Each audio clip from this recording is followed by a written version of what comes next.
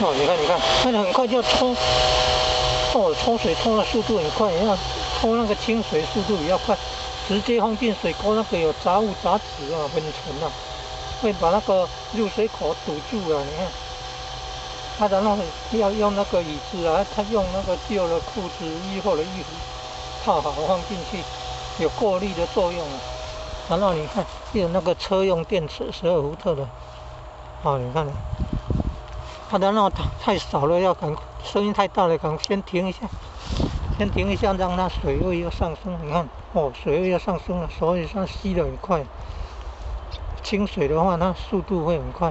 你看水位又上升了，然后我又把开关按一下，哦，你看又在吸了哈，你看哦，吸的水位下降很快。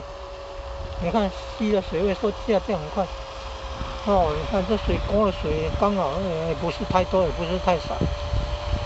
太多的话会超过那个过滤的衣服裤子，要保持那个过滤过的水比较干净。哦，你看，可能前面又堆了杂物杂质，会造成水进去慢了。